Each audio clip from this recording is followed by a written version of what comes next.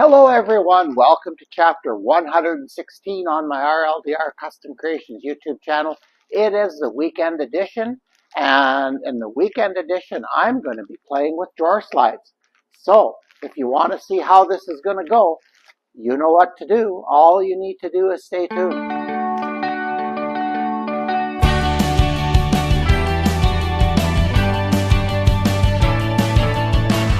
That's today.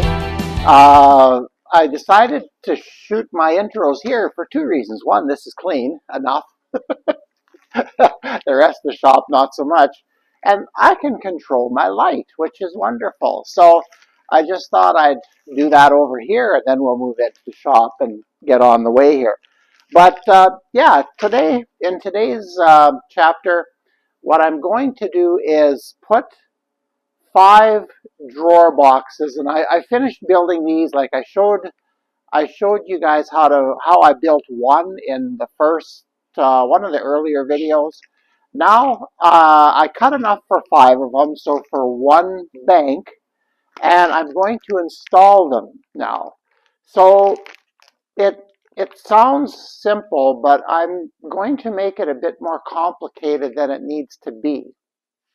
What I want to do is that so everything's exactly the same. So if I decide I've set up a drawer, I've got everything in it, it's organized, maybe 20, 30 years from now, if I want to move it to a different place in the arrangement, I want to just be able to click the drawer out, click the other drawer out, and exchange them. So that means everything has to be pretty much the same. So I'm going into it with that in mind, and I'm hoping I can make that work. So that's kind of what I'm up to today. So I'm building one section. I want to finish off one section as kind of a prototype, build all the little jigs and everything I need to do this with that one, and then maybe I can get more into mass production mode and do the remaining 3. So that's what the plan is for the weekend edition.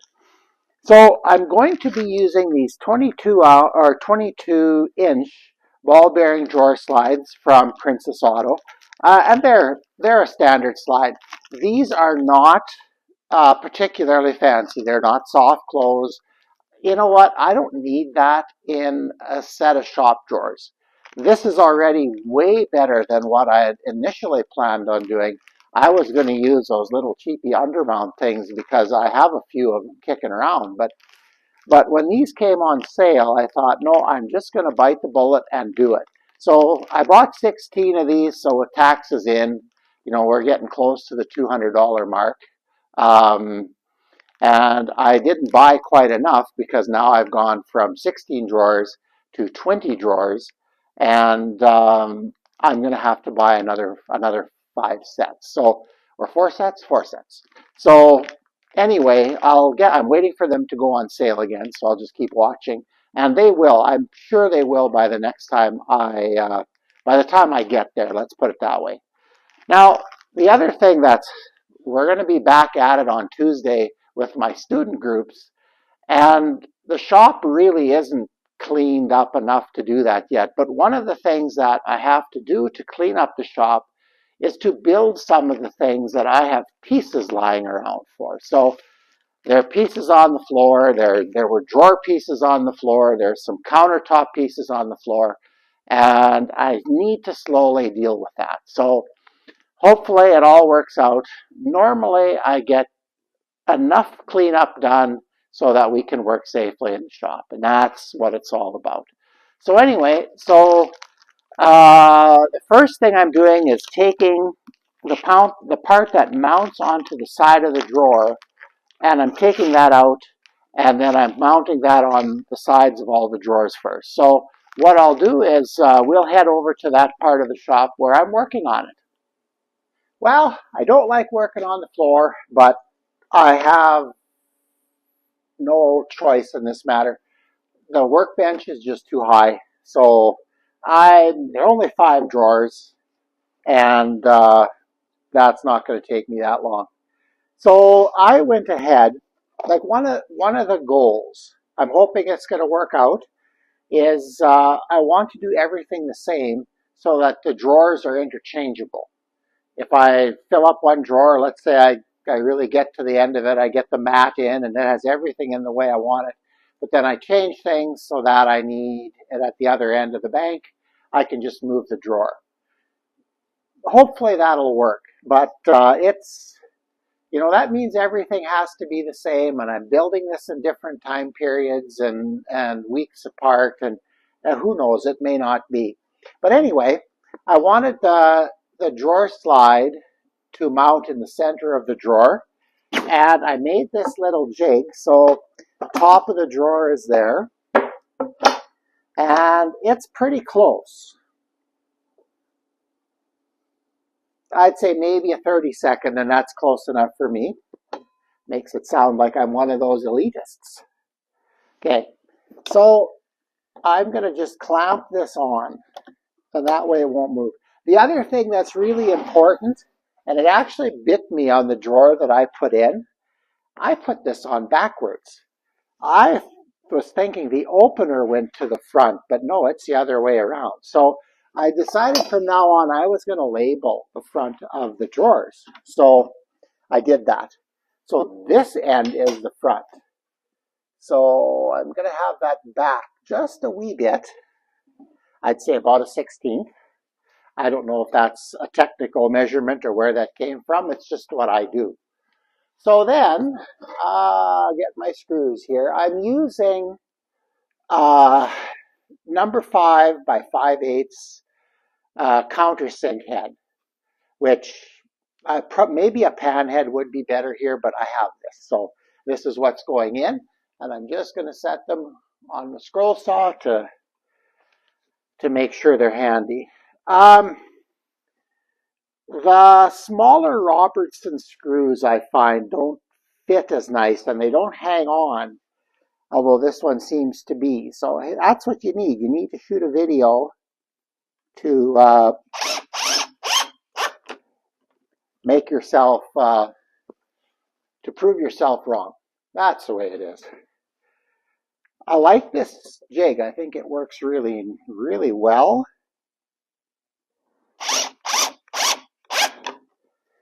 The OSB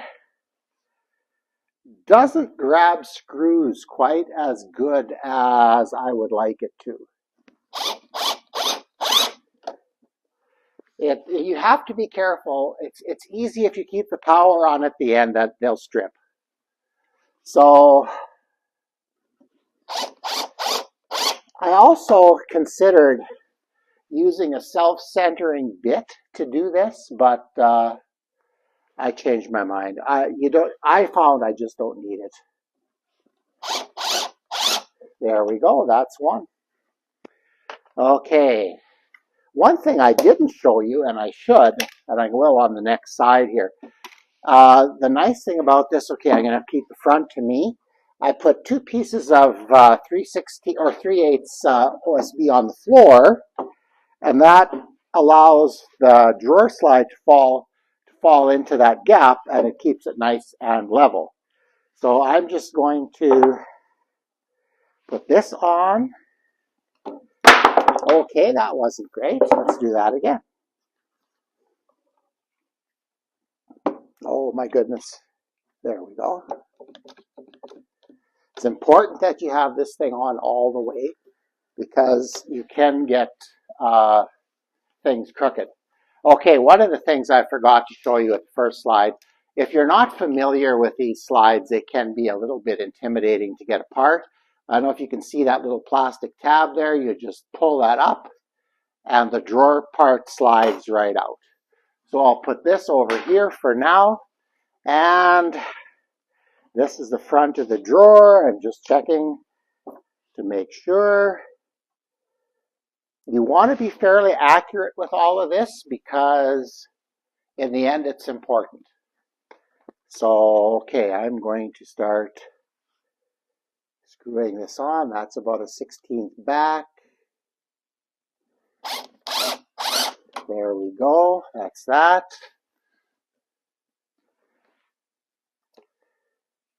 Okay.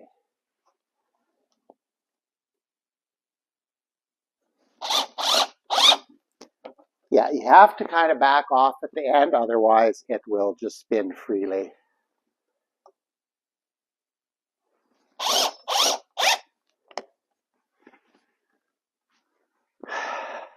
Okay. So you notice I've been putting these in the holes that are elongated this way. Theoretically, that would give me a little bit of adjustment, and that's a wonderful thing to have, but hopefully I don't need it. Oh, and I'm one screw short. Okay. No, I'm not. Look at that. That's it. This is a wider one. I mistook it as one of them. Okay, so let's take the clamp off, the jig off, and this is the front, and the closed tips are to the front. That is it. So now all I have to do is another 3, and this part's done. So I'll bring you back when I'm installing them. Okay, well, I'll try to get you in a little better point of view here. See if I can make this work. What I did is, oops, stepping on some oak here. What I did is, oops, that's not going to work. I cut a spacer to put these on. So I think it's about 4 3/8 or something like that. I forget. Not that important. But it does give me the distance between the drawers that I planned for. So I'm just going to line this up, and we're just going to screw this side on. I already put in, like this is the drawer slide for the 4th drawer. I already did 3 others. And I think it's important when you do things like this to do one, make sure everything works, and then continue. I noticed with the first drawer I put in, I had a few little issues that needed to be solved. And I did it so that every drawer after that could benefit from what I learned on the first one. So, yeah, and even this cabinet here is kind of a prototype for the others. Okay, let's put it in.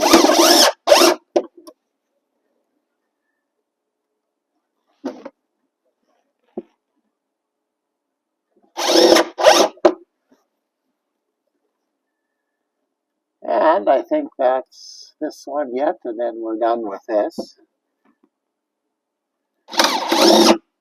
There we go, that's that. Okay, I'm going to move this, and we'll put the other one in from the other view. Well, I decided to lay the cabinet on its side to do that right drawer slide. I couldn't reach into it and get things where they should be. Now, this one I just kind of set in place. It's just, I would say 3/32 from the end, not quite an 1/8, maybe more like a 16th. Not that I worry about it that much, but okay, and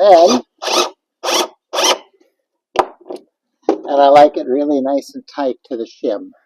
And that stayed in place.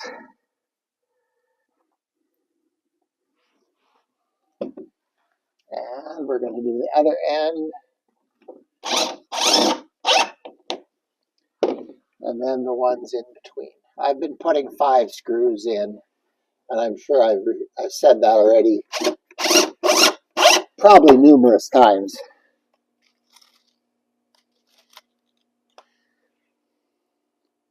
Speaking of making sure of your measurements and everything before you start mass production, but I realized this when I built the first drawer. I was about a 16th too small. And I ended up having to shim that one, but I corrected it on the other 4. So there we go. Now this should slide out really, really snug like that. I'm putting a lot of force on here. This doesn't just slide out. Oh, but that's just not going. There we go. So, okay, I know how things are working out already, so I'm going to go ahead and put the last one in here.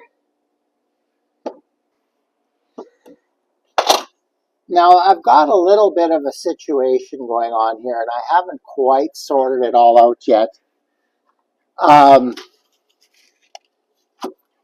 don't want to glue together material for drawer faces. So that means my drawer faces need to be, well, let's put it this way, 6 inches is the maximum height that I can have. And what I've done doesn't quite work here, but it's close, and I wanted to install the drawers before I made any decisions.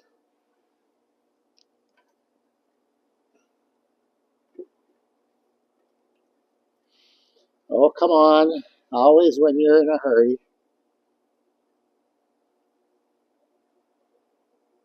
There we go. There we go.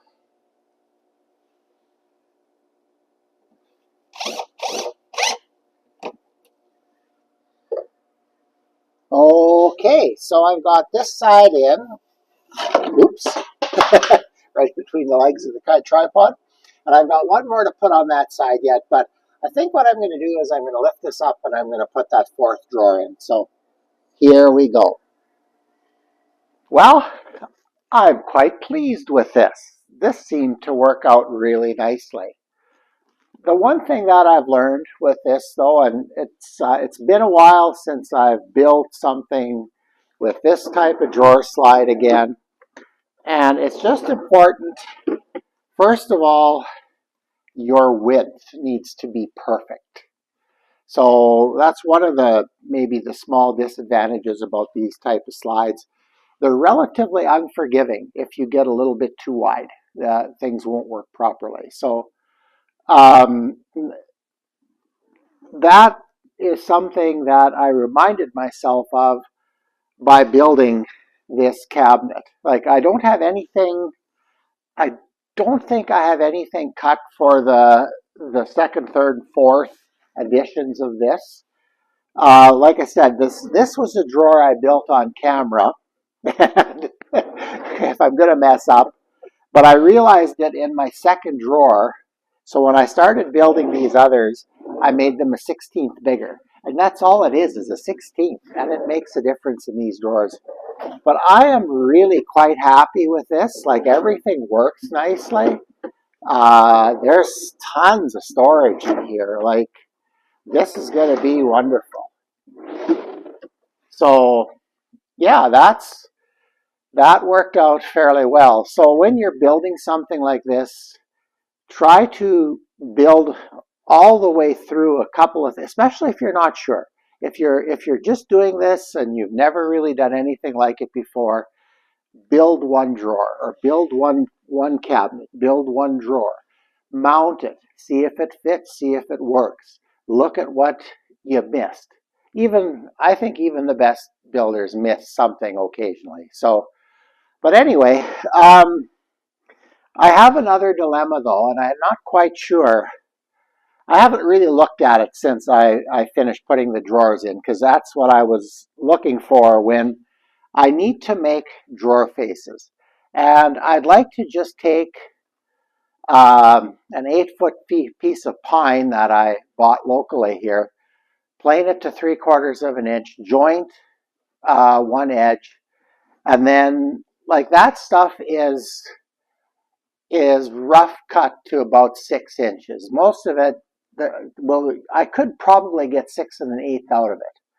but I don't want to be right on the ragged edge, because then I'm going to have to go through a whole bunch of boards to find the right one, and then maybe end up gluing together. And I really wanted to avoid gluing things together. So I made a template here at 6 inches.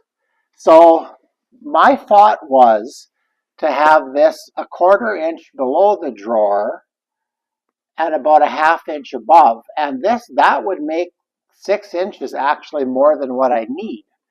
But see, when I bring that up to here, my 1/4 and my 6, see, I'm a little short.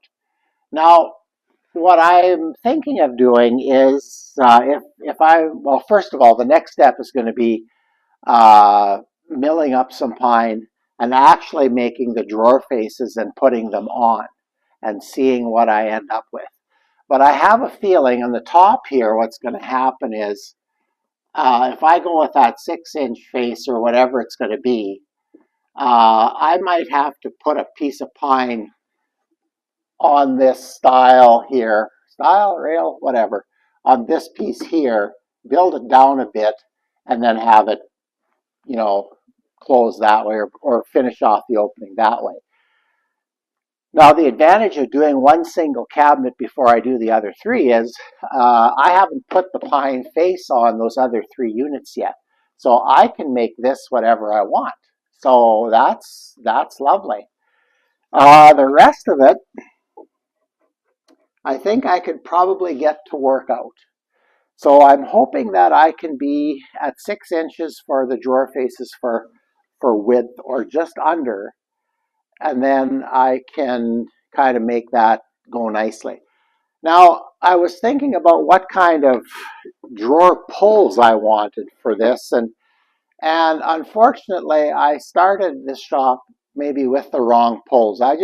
They used to be really cheap. I just bought these little T things. Like they look like a T, only I think mine are stainless or chrome or whatever. I think they're Amarok hardware. They used to be really cheap, and now they're not so much. So, but to match everything else, I'll have a little T on here. And the thing I don't know if I like about that is the potential for having that hook your clothing and things like that. So I think I'm going to do it that way for the sake of matching everything. But it's not the best way to do it, in my opinion. But anyway, and I'm probably going to finish one of these. I'll put the pine on the fronts for sure. And this is the cabinet that's furthest that way. So I believe this end is going to need to get some pine as well. So I will probably finish this off, put the faces on, and then I'll have measurements for everything, and I'll build the other 3 exactly this way. Now, when I get this one done, my prototype stage is done, then I'll mass cut everything else. And I have some of it cut already, like this. See, I went from, when I did the initial drawer video, this was 5.5 inches high, and I since went to 5 1/4. So I don't know. I think it's going to work. I've got a little bit of fine tuning to do, and in the end, I'll probably be the only one that notices or even cares. So that's kind of where we're at. Well, that was a kind of a cool way to spend a Friday. The weather's kind of changed outside. It's nice sunny day outside. I'm here in the evening now, just finishing this off. It's the weekend edition, so what I'll probably do is edit it tomorrow morning and post it, and then we'll take a couple of days off till the next edition. So with that in mind, subscriber count is slowly going up. Remember, at 500, Frosty's gone, so you can still get in for that draw. I think there's 8 people that I've recorded for that one.